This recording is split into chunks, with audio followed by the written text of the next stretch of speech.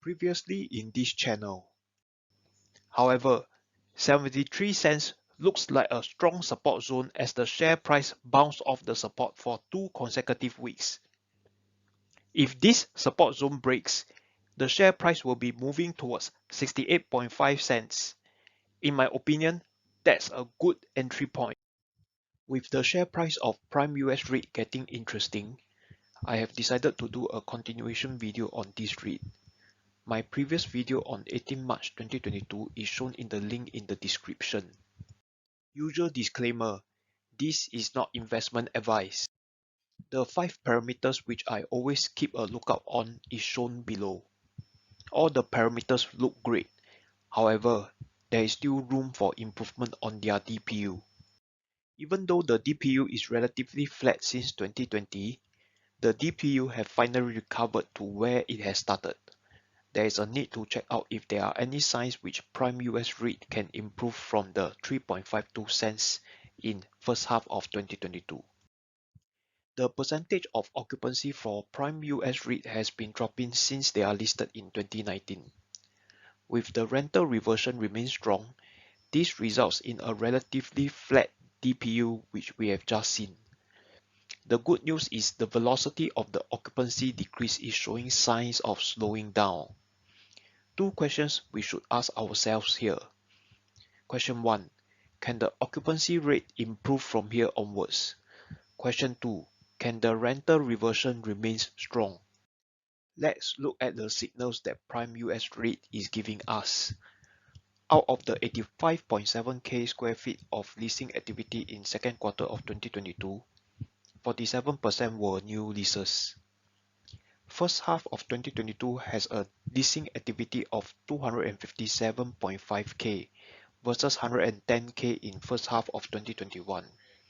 That's more than 100% increase in leasing activity within 1 year, indicating that the leasing activities are improving. On a cautionary note, even though most people don't see US entering into a deep recession now, in the event if it does, my view is that this 17.3% of cash rental income expiring in 2023 might be an issue later. Let's look deeper at the leases expiring in 2022. It seems that Reston Square, which accounts for 2.7% of Prime US REIT cash rental income, is not renewed yet as it was not mentioned in August 2022 presentation. I don't think there will be much issue for Crosspoint, which accounts for 1.6% of Prime's US REIT rental income to be renewed, as it is asking for a higher rent. Prime US REIT is looking at a potential of 5.3% positive rental reversion in second half of 2022. On the current US office market, in general, companies are putting expansion plans on hold and looking for smaller office spaces for the time being. The demand of office remains fairly stable since October 2021. The outlook on the demand for offices remain bright, as there are many components of work that cannot be replaced by working remotely. Back to answering the question on whether the occupancy rate can be improved and if the rental reversion can remain strong. Short-term wise, my thoughts for second half of 2022 are that the occupancy rate will remain flat and the rental reversion won't be as strong as the 10.9% which Prime has achieved in first half of 2022. DPU should remain relatively flat too. Long-term wise, my personal thought is that the employees will have to return to office more for their work. Hence, future of US office REIT remains bright to me. Let's also look at other factors to decide if it is a buy for Prime US REIT. Do subscribe, like and turn on the notifications if you enjoyed the content. Thank you. Prime US REIT has a good fixed interest debt rate, up to 86%. This is definitely a plus point in a rising interest rate environment.